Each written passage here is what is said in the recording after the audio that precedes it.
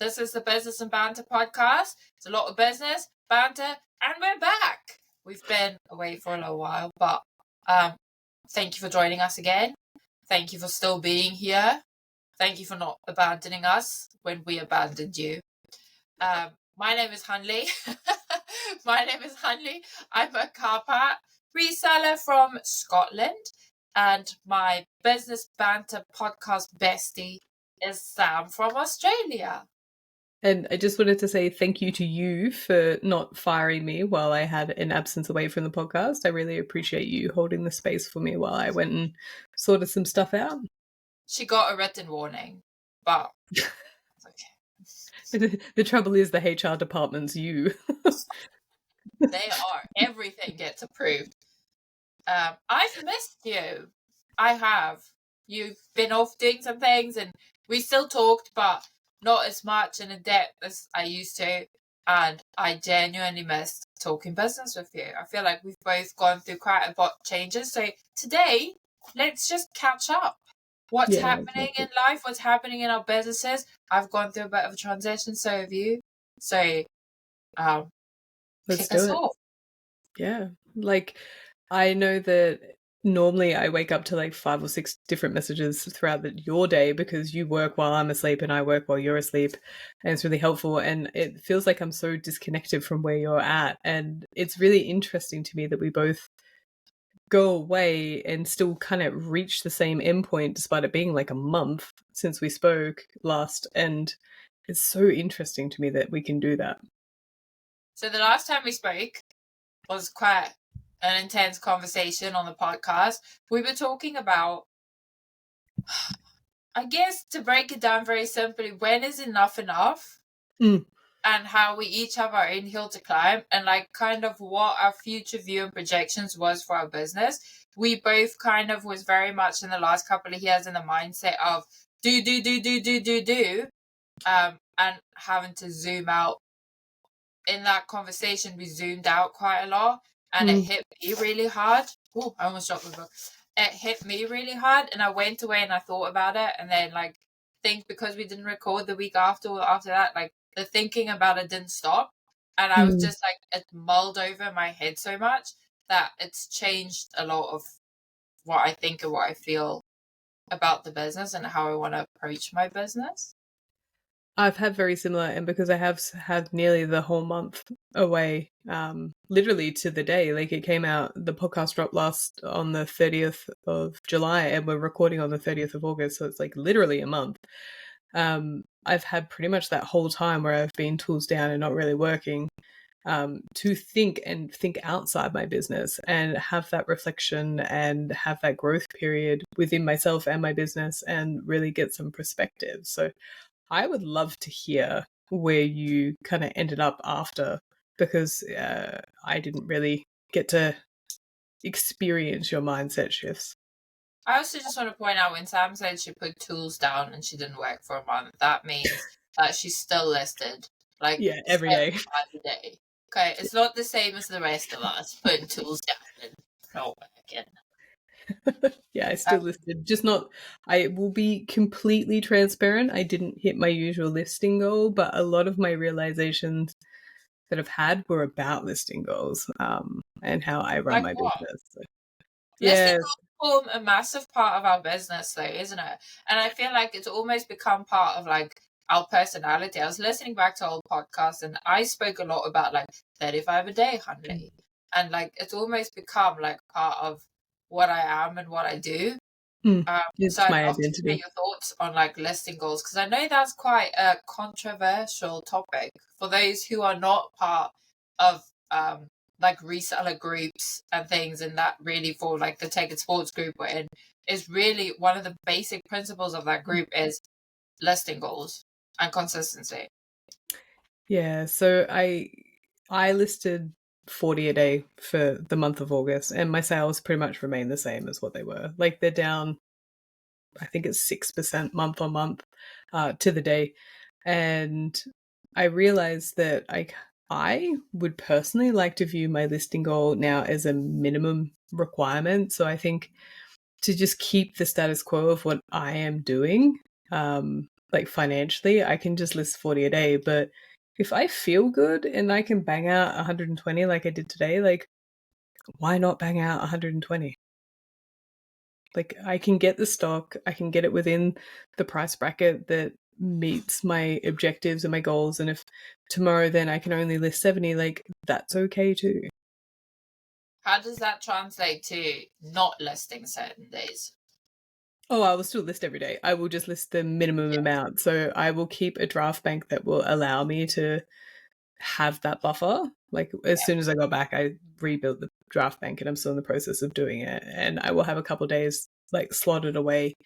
But I actually enjoy the listing process. I just don't think like today I would have been finished at midday. And what was I going to do for the rest of the day? I love this because that's the exact same thing I was thinking. What occurred to me is that a lot of the times in business, I would say no to stock opportunities because of the way I source in bulk, and I'd already have 6 months worth of item set or 6 weeks worth of item setting, and a good deal will come on, and I'll say no because I have stock and I don't want to overbuy because that ruined my business before. But why not take the stock and just list more for that period of time and then go back to what I was doing once the opportunity is over? Why have I been saying no and passing on money? Like, this is what blows my mind and what I said to my, because you went MIA, so my husband has had to deal with all this craziness. Okay? Sorry. Like, it's time for my marriage to go back to basics. So thanks for showing up. But I was saying this to my husband, like, we've passed on so many that went, no, we don't need stock. No, we don't need stock. What were we thinking? Why can I not just, for 2.5 weeks or so, push really hard and get it all listed and let the rewards of that just trickle throughout the rest of the year? Because I run a 7-month sell-through, right? So if I go list really, really hard for the next 2 weeks because I can get this extra deal, I'm reaping that reward over the next 7 months. Yeah. Yeah. And I mean, I didn't list the standard quantity for the month. My sales have stayed level, but obviously they didn't grow because I did reduce the number of listings that were getting published into the store with the sell through that I normally have, being a 6-month sell through. So I turn my entire store over twice per year. But if my entire store, like if I grow it faster, then all I'm getting is more money at the end of the day faster. So if I feel good and I can do it and I have the stock, and I realized that when I was preparing to go away, I needed stock fast. So I was just sorting raw donations at the op shop every day. I missed so much good stuff. Like so much good stuff was not passing through my hands. And I was like, oh, I'll just do this when I get back. Like, why not? So here's the other thing though, because we're very honest in here and we say what we're doing. For the last 2 weeks, I haven't been doing 35 a day either because we went away on holiday. And then when we came back, somehow the dates of picking up our stock got confused. And when I got back from holiday and wanted to go pick up my stock, the guy's like, well, no, I'm off for 2 weeks now. I'm away and wherever he was. And I was like, wait, no, you said next week. And he was, no, this week. And I was like, how did I not plan this? And I got stuck in a situation where I didn't not have the stock. I couldn't get my stock because I was away and he was away and I didn't plan this properly. And so I had to go down to 20 listings a day just to keep my consistency going. And at first, I felt like I was having an identity crisis. Yeah. And then do you know what happened after the first week? My sales didn't go. I'm down 3.2% month on month. 3.2%. It's crazy, right? It's because your store's already the size that it is. And because of that reason, I was like, why don't I just make my store as large as possible, as fast as I can, without obviously damaging my cash flow and the previous problems I've had with bad buys and those sorts of things, and omitting those factors and just literally pouring fuel onto what's already working. And like today, so I did 80 by lunchtime, like literally by midday. So I was like, oh. So I spoke to my parents for 2 hours. I ended up doing an extra 40. I did 120. Like, and now it's 6 o'clock and we're recording a podcast. Like, I did not exert extra energy. And that's the fascinating part, is I'm now doing 50 more than when I was doing 70 before I went away, but I'm actually finishing earlier. here's the thing. It's less about the listing goal and more about the size of your store, the quality of the items in your store. Mm-hmm. You cannot go list 50,000 stuff no one wants to buy. The size No. of your store, the quality of the items in your store, and the consistent activity. Yeah. Okay? Yeah. It's not about the number, in my opinion, is what I've come to realize. Yeah. Does that mean, unfortunately, if I carry on listing 20 a day, eventually my sales are going to drop because my store size will drop because I'm selling more than 20 a day? And that will mean my sales will drop. Okay? Because I'm losing volume. I'm losing store size. Mm-hmm. That's why I think I'm viewing it as like a minimum requirement. Yes. Like a keeping the lights on, kind of keeping it rolling. And then anything, like if I feel good, like why not? Like why am I capping myself and my potential to be able to do things? And then like sorry. No, sorry. I was just gonna say once we turn this off, like I still have all night to go do other things.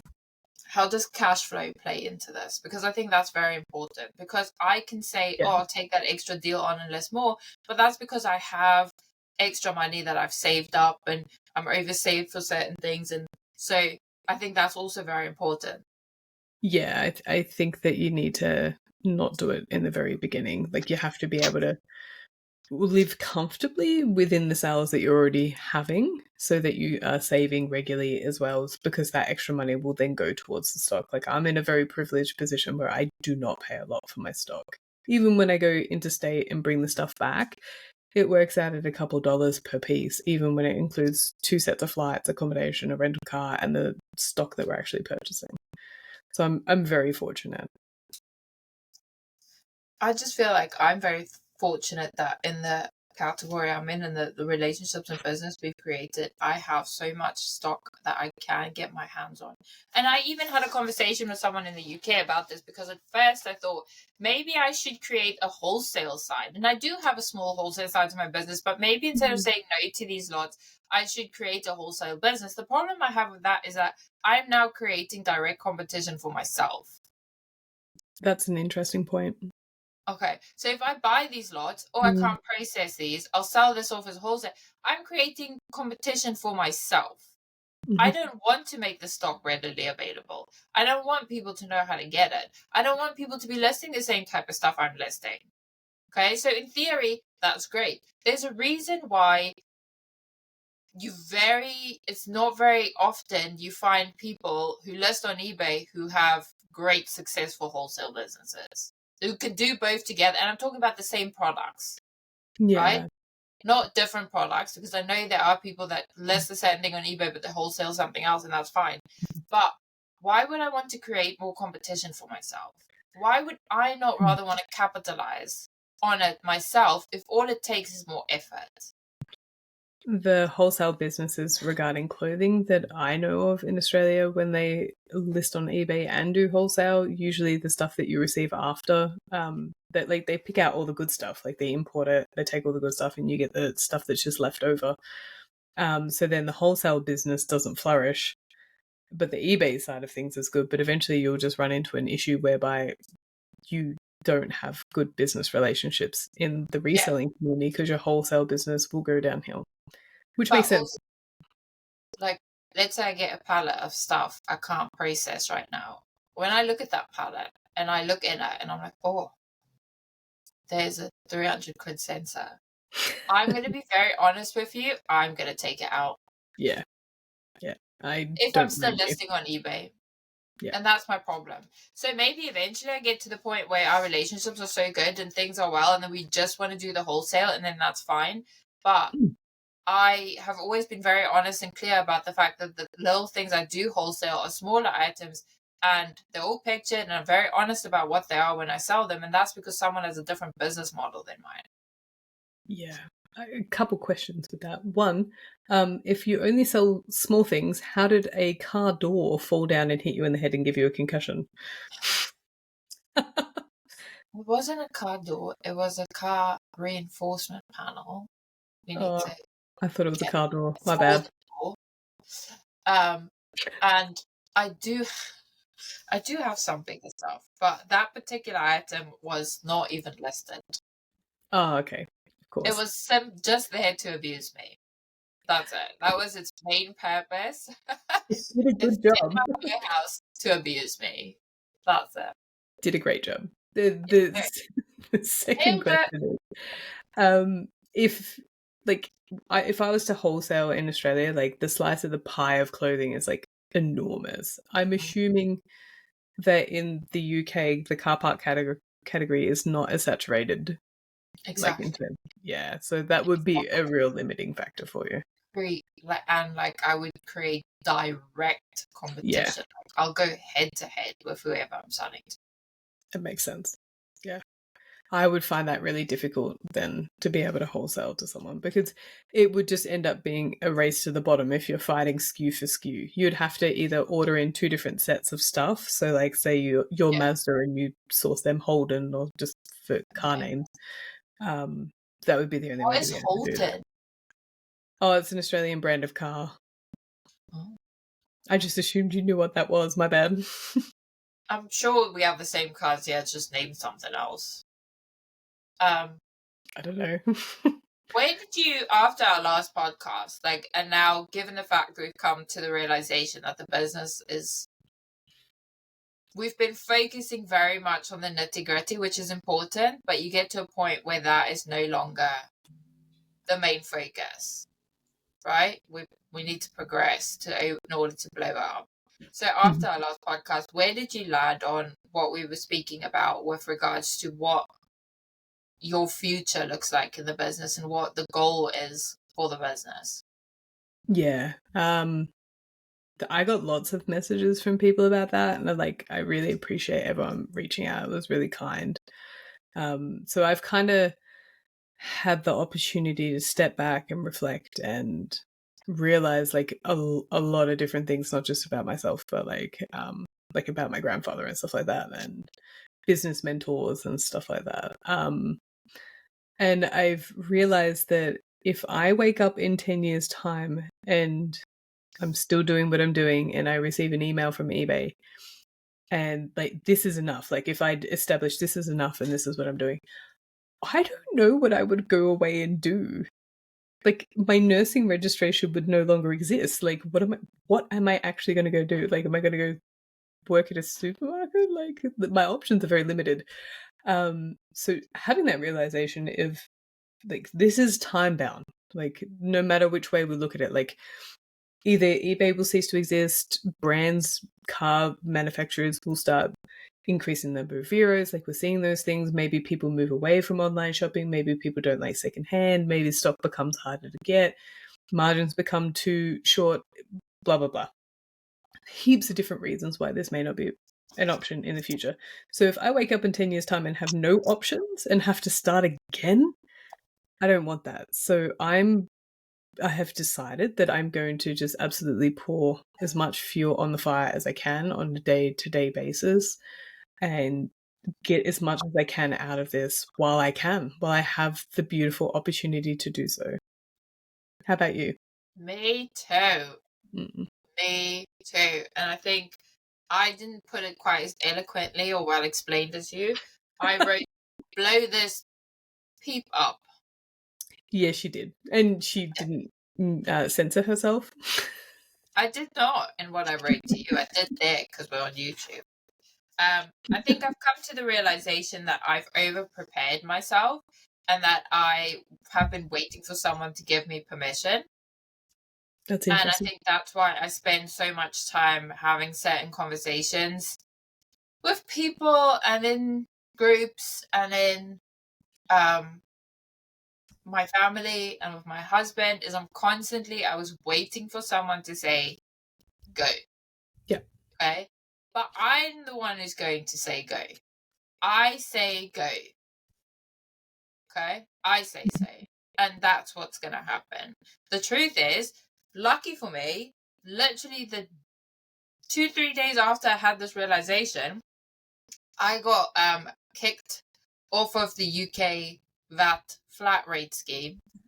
So just for everyone not in the UK, so VAT is our value added tax. I think they call it sales tax in America, and for you guys? Yeah, goods and services tax.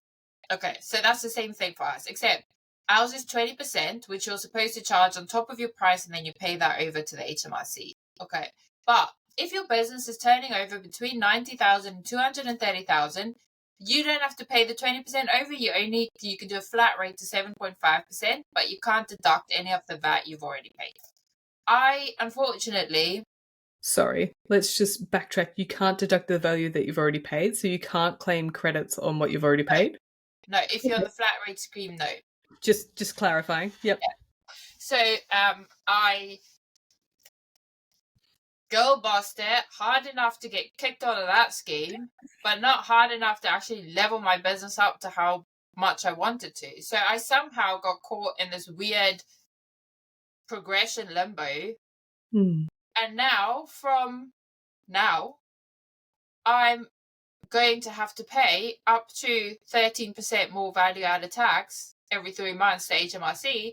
I can deduct things now, which is great because I pay a lot of it. But so I think I worked it out. It's going to be on average an extra 5.7% I have to hand over to HMRC. So just to clarify, what's the combined percentage that you now need to pay for the VAT tax and for your income tax? If you don't mind sharing. So my VAT tax is 20%.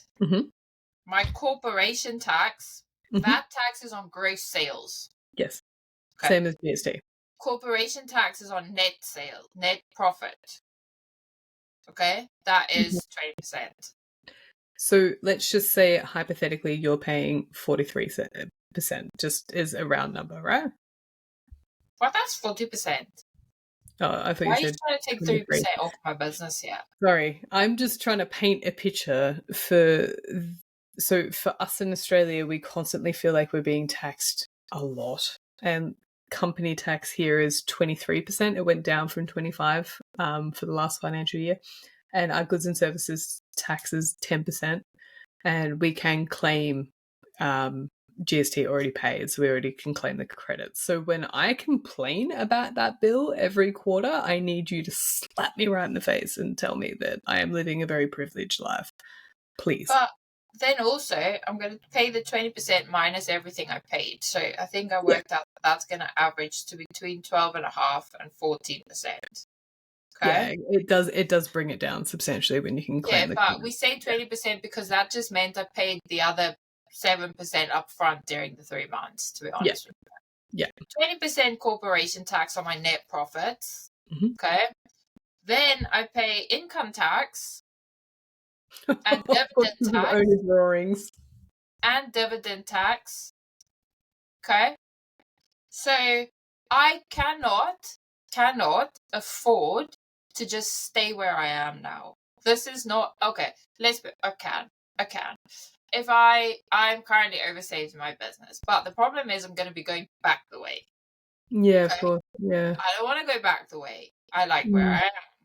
Of course. Just to maintain where I am now today, okay, I need to make an extra 3.72 sales a day.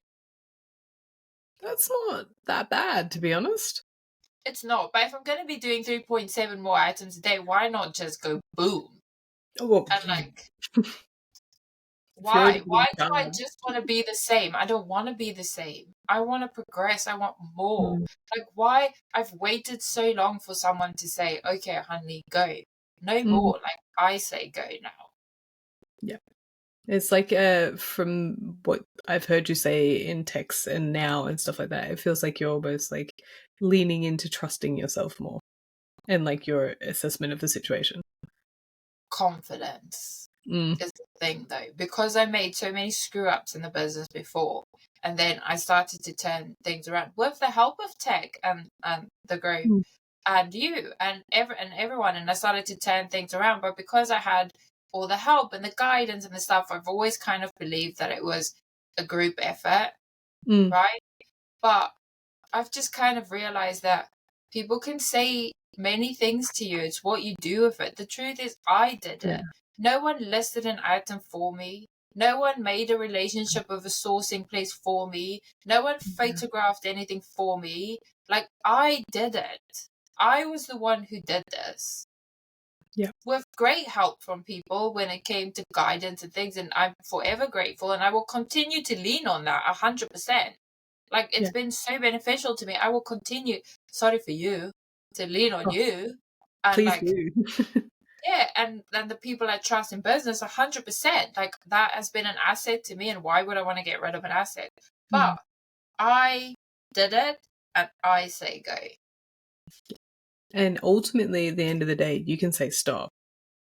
Like if you take off and you double what you're doing and it becomes too much, you can downgrade it. Like you're not, if you have a minimum, this is why I say a minimum listing goal, like, Yes. because I can go as high as I want, but if it becomes too much, like I know if I list 120 a day for X period of time, everything else is going to grow as well. Like my shipping's going to grow, the customer service is going to grow, the number of offers I have to respond to is going to grow, the number of returns I have to deal with is going to grow, and eventually it may come to a point where I can't deal with that many things, and I either need to outsource things, which I don't really want to do, or I have to just make the decision to maybe drop that a little bit and realize that's my cap for now.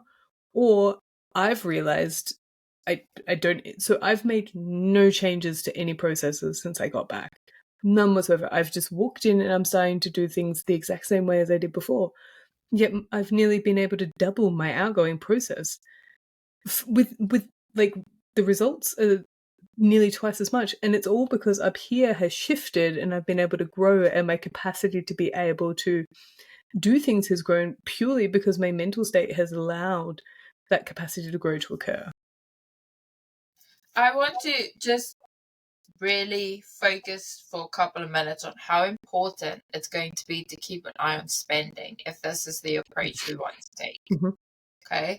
The reason why I feel like I'm able to take this approach in the next couple of months is because I have been over saving, and I have a large deposit of money in my business that I put aside, over saving for tax, over saving in sourcing, and there is money, and I feel like I can now, the best opportunity for that money is to put it into more stock. So I'm not going to go try to source twice as much with the same money I was trying to source half as much of. I have a little cash injection that I can put in because of how I save. And then that cash injection will multiply and create on itself. 100%. Okay, so I'm not taking away from my everyday money and my everyday spending and my everyday budget. This is money I've put away out of my business. I didn't take for myself. I just left there. That I'm going to inject into my business, and I'm going to rely on that money to multiply itself to do this new way forward. And while we touch on that, I think, and I would love to know your opinion on why it's really important that when your cash flow grows and you do have that ability to save, why it's really important not to inflate your lifestyle. Because if you do, like if you just suddenly start balling out, then you can't actually go and do the growth thing because you didn't save that money. Like you just, I don't know, went out for lasagna every night or something. Lasagna? I can't have lasagna. I miss lasagna. Me too. I don't want to talk about it. I'm going to write here, catch up about food at the end of the podcast. That sounds good. I agree with you. I was very much, after the mistakes I made previously in the business, I've been a stickler for saving. And as soon as my money hits my bank on a Tuesday, because I get weekly payouts, I've automated stuff set up, or I do it myself, where I got to the point where I tricked my mind into thinking there's not enough money to up my lifestyle because it's spoken for. So that's spoken for tax. And I was paying 7.5% value added tax, but I was saving 20%. Because you knew. No, I knew that once I reached a threshold, I want a cash injection to grow the business. So to me, I want to train my business to already be able to run that way. So in theory, even if I don't up the listings, I'll still be able to pay myself the same now because I was already putting that money away, except that money won't be sitting there looking nice for me, and I won't be able to utilize it for good deals because HMRC will have it. And you'll have to give it HMRC to is someone His else. Royal Majesty's Revenue Service. I don't know what it stands for, but just so people not from the UK know. So I've already trained my business to be on 20%. I've also already trained my business to pay my husband when he joins. Yeah.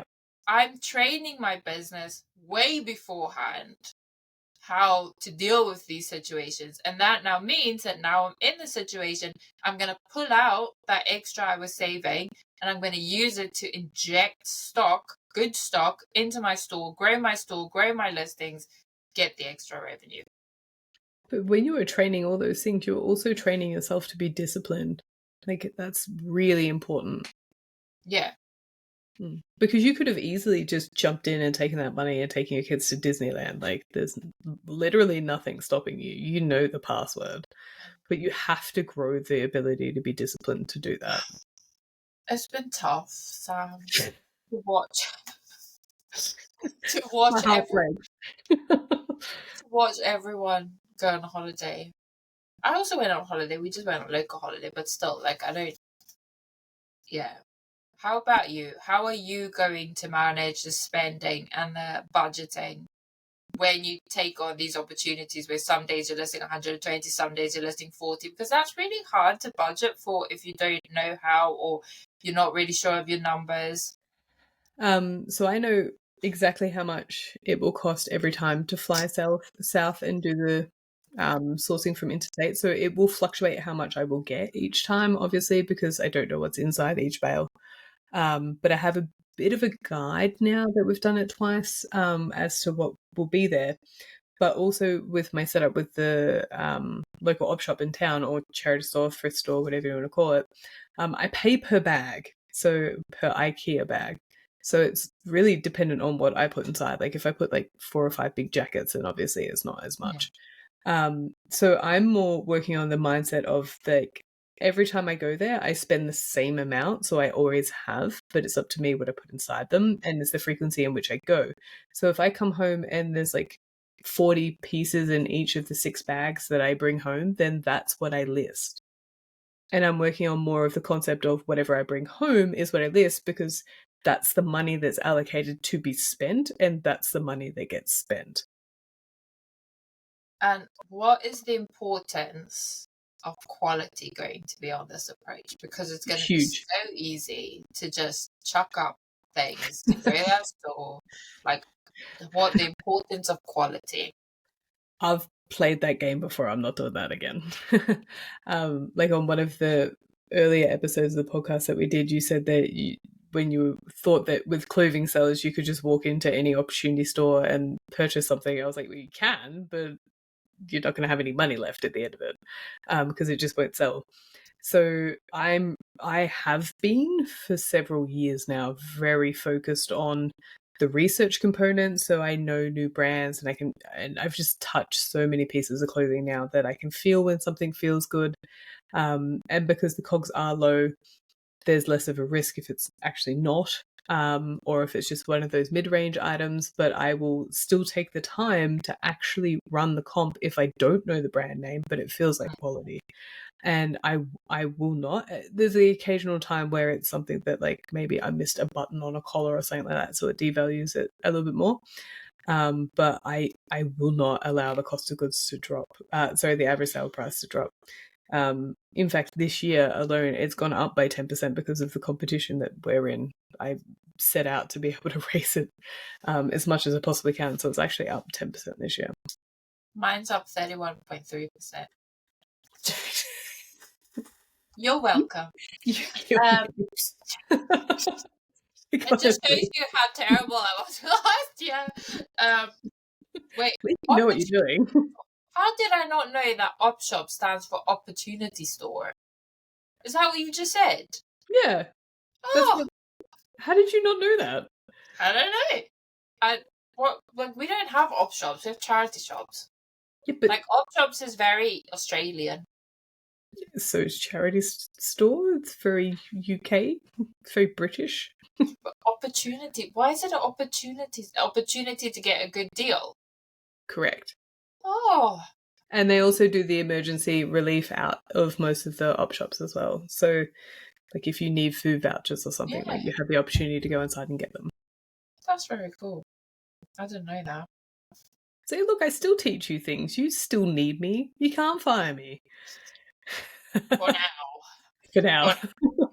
So I've also want to touch on, as much as I'm pressing go and I'm going to go bigger and I want to grow my business, is that I also realize that I am a mum with a husband and 3 kids and a life. And it's really, really hard for us to just decide to do more. It's hard because there is a degree of mom guilt with, am I taking more time away from my kids? So before I embark on this new venture, my plan is to first build a 350 item draft bank. Yep. To allow me to not lose involvement in my kids' life. If they need me for school, they need me for activity or whatever the case is, not so much just to use it when I can't list, but to use it to list, to give me the opportunity to work when I can. So if for whatever reason they're sick today, I can launch from my draft bank and I can just add back in between 2 and 4 in the morning when they're sleeping or whatever the case is. It gives me flexibility that I enjoy instead of feeling the whole day like there's this pressure on me to get the listings up. My kids are also a bit older now, so they are more aware of where mommy is and what she's doing, and I feel like that's almost made it a bit worse. Like when they were little, they were just like so goofy and they just couldn't be bothered. But so I definitely have to show up for my kids differently now. More and more it's changing how they need me to show up for them, and a lot more of it is in conversations and guidance in life. And I'm finding with my 9-year-old it's a lot more just sitting down and having conversations about dynamics and friendships, and that's the type of way she needs me in. And I'm also finding that I can't schedule that. No.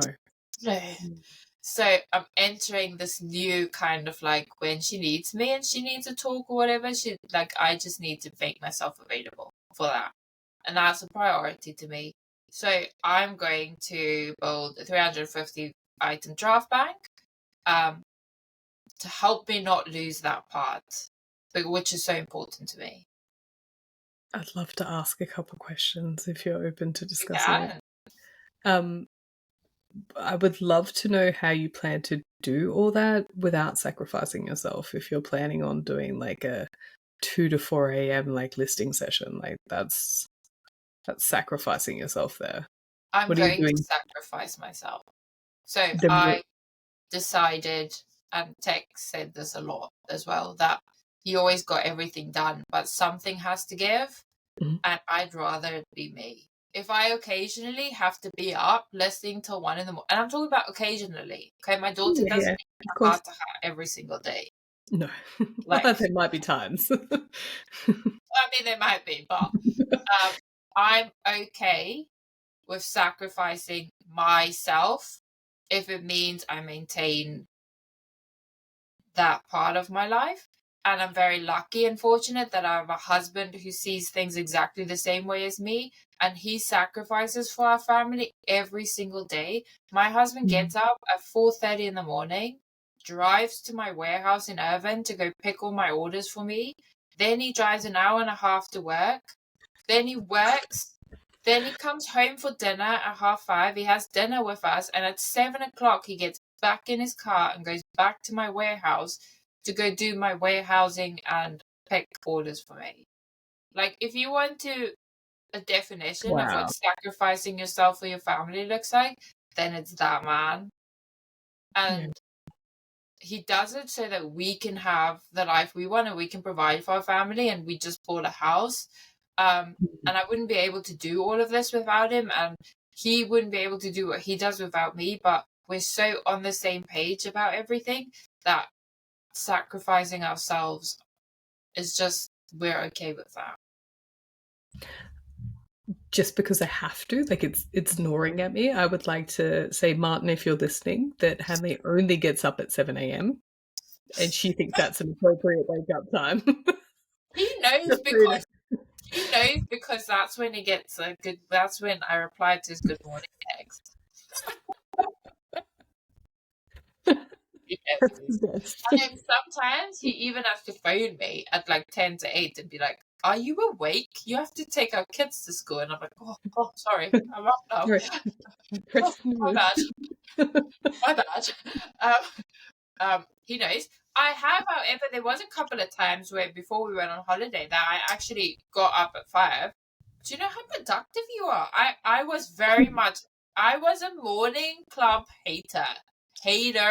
Like, what's wrong with you people? I'd rather work between 2 and 4. Like, why are you guys, that's so pretentious. And I get up at 5 and then I do some exercise and I get all my work done because like early bird. And I was like, what about the worm? The worm gets eaten. But there was nothing more like disconcerting to my day than having you like flash up on my phone at 2 PM because you were like, morning, I'm awake. I'm like, why are you awake? it was It's like 4 fab. AM. I loved it. It was so good. I felt amazing about it. And so on the days where I have to catch up and do more, I'm more than happy to do that. I would just like the record to show it was like 3 days. Like she's making out like this was like, it was 4. Sorry, there's fingers coming up. There's 4. And then I went on holiday. You're a Okay. martyr to the cause, Abby. You didn't even set an alarm. You just woke up. That was just the first day. I'm just saying, if I have to catch up, I'll do it at 5 AM, occasionally. Look at you getting all defensive with your arms crossed there. The question I really want to ask is that how do you plan on not burning out? Like, how do you, like, yes, sacrificing yourself is okay so that you can maintain those relationships and everything else, but like, how do you plan on protecting yourself, your mental health, your physical health, those sorts of things? Because I think that's really important. What is burnout? What is burnout?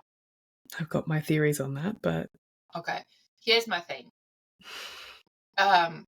Burnout happens from consistent neglect of physical, mental, and spiritual health, in my opinion.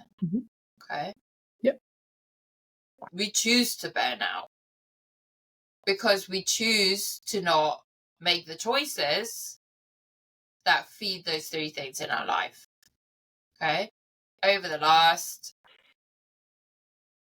3.5 months, I've made a lot of positive changes in my life, a lot. Many of them quietly on my own and just working on what works for me. And I don't need to invite opinion on everything I do, and that's okay for me as well. But I've come to learn that burnout is a choice. It's a choice you make and the consequences of a series of very bad choices over the course of a couple of days or a couple of weeks. And you can very much change it by just making different choices sometimes. Now, that being said, I understand there's people in certain situations that are not the norm that have no choice but to do and keep doing. And that's not what I'm talking about. I'm talking about my situation. So I've made health changes. I've made mental well-being changes, and I'm very much leaning into my faith as well in my life. And that keeps me from getting to that point. Also, some days, as you say, you hit your minimum and you say, that's enough for today. Yeah. You need to go have a meal, get a bath, go feed your mind in whatever way that is you do, and go to bed. That is a choice. And that's looking after yourself. That's protecting yourself as well. Yeah. I am the business. You are the business. The business is no without us. We need to look after ourselves, but looking after ourselves doesn't have to include neglecting your business. It's about the choices we make. Yeah. And at what point does like pouring fuel on what's working still constitute as looking after yourself because you're looking after your future? Yes, exactly. That's what I realized. Like I sat there and I was like, I don't know what I would do if I couldn't do eBay. Like, what's the backup plan? Like, yes, I can do the markets, but that's like once a week at the moment. But like, I don't want a brick and mortar store. I don't want to do that. So what's the backup plan? Yeah. I just think this is such an amazing opportunity that we have. And I've really come to understand that. What an amazing opportunity I have to change my life, my family's life, me and my husband, for us to do something amazing together. And I don't want to look back on it and say, well, you had the chance and I don't know what's a non-sweary word to say for like not. You didn't give it your all. Oh, that's polite. And you didn't give it your all. Like, I don't want a participation certificate. I want a gold cup. Yeah. I would just like to point out that like gold cup is defined for everyone differently. Like the gold cup 100%. is the allowing your spouse to go part-time, and that's Yes. the gold cup for you. Like it doesn't have to be like, I've heard you say in calls that you want to create generational wealth that will last for generations, and then you'll have one person that decides that they're going to be a drug addict, was your exact words, and ruin it for everyone. But it doesn't have to be that. It can be whatever we want it to be, and that was a really beautiful realization that like if your entire goal is to have a forward facing store and just make people feel good about their day and provide them the goods and services that they want, and your highlight of the day is just to make people feel like they are the only person in the room at the time, and you do that on a day-to-day basis, like that's success. Like that's all it needs to be. It's about your hill, like we said in the last podcast. My hill and your hill are not the same hill. We don't all have to climb the same Everest. The top of my hill is very different to the top of yours. And maybe my hill is a lot shorter than yours. Okay? It doesn't. Hey? I don't know if it is. We're very much the same. I'm pretty sure we're on the same hill, but yeah. I'm trying to like say that. I know what you're saying. Yeah, it's different, and that's okay. Like I had a conversation with my sister is incredibly intelligent. She is. I'm just in awe of that woman. But her name's Angela, and she's also Australian.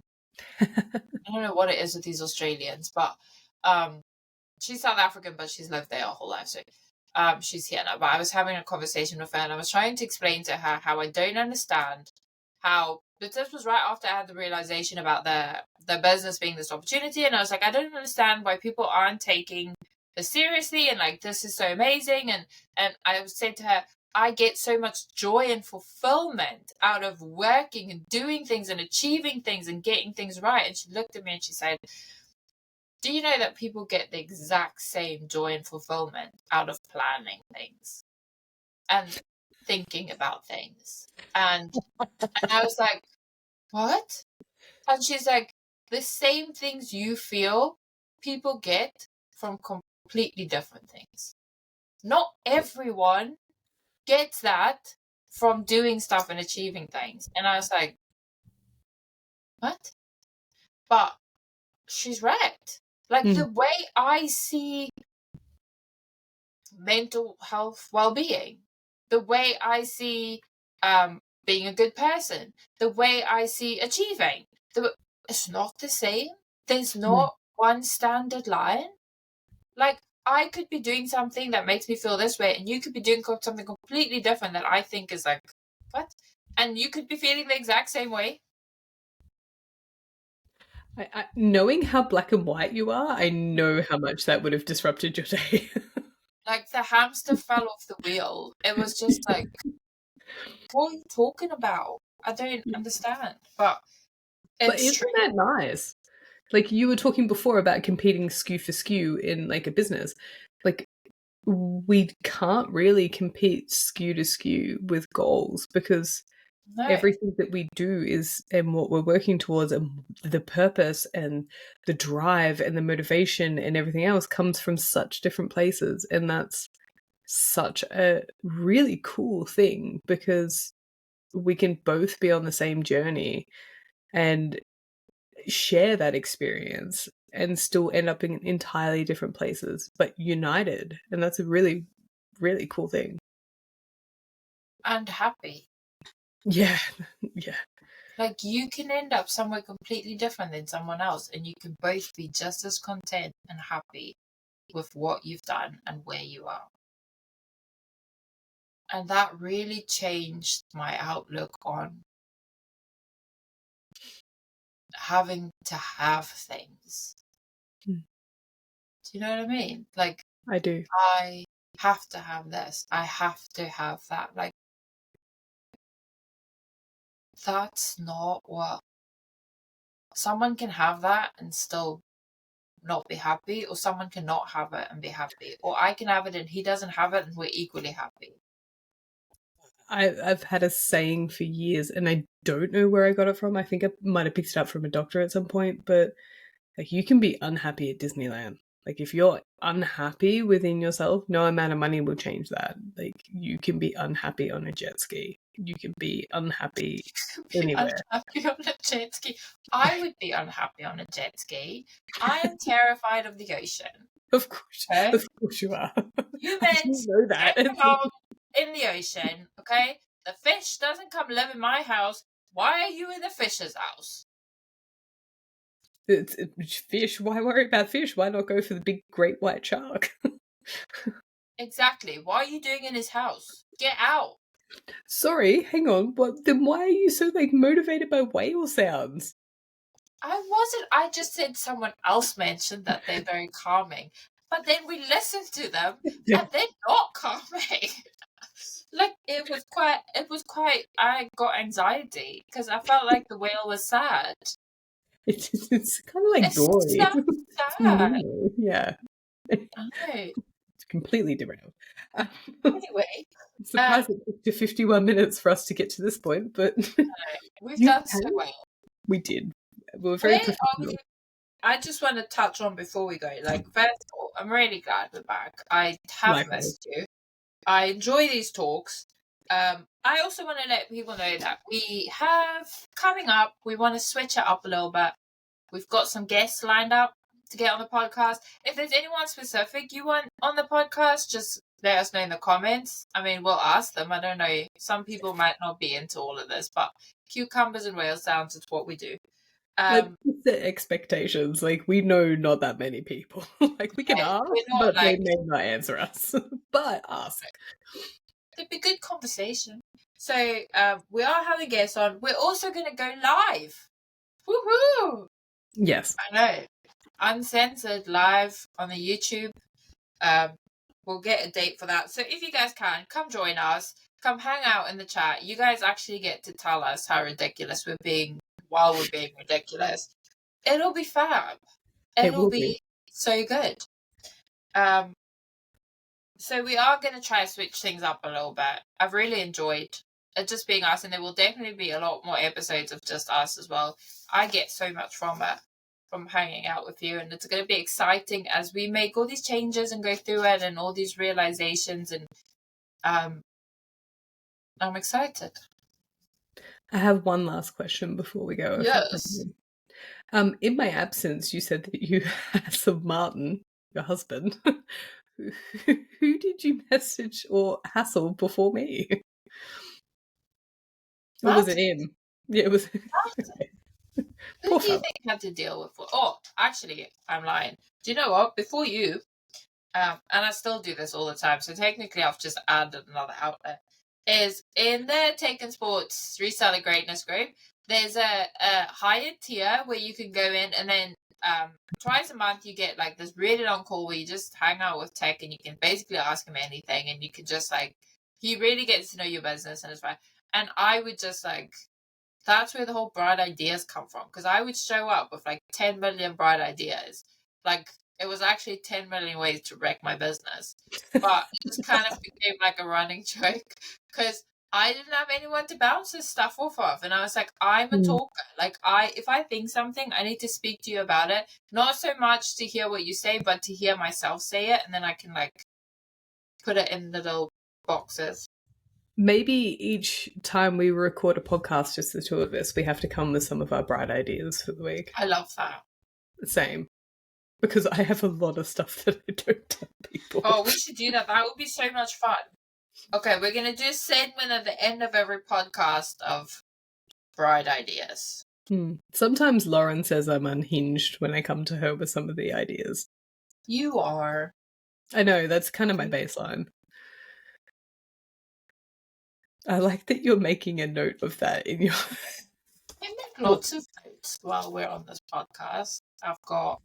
I'll write them in my fancy diary as well. Oh, you got It's my fancy diary. it's my podcast one. I'm just. Oh, do you Oh, it doesn't have your name on it. No, that's got. Was my name Puka? No, that's what I said. It doesn't have your name on it. Remember the episode when you were like, I just told you I don't need things to be no. happy. There was an episode where you were like, you know, you can just use any paper and it has your name on it. Oh. Come on, Natalie, wake up. Oh, sorry. My bad. My mum just make me one with my name on, but it's at home. Apparently, I need to be the brain for both of us.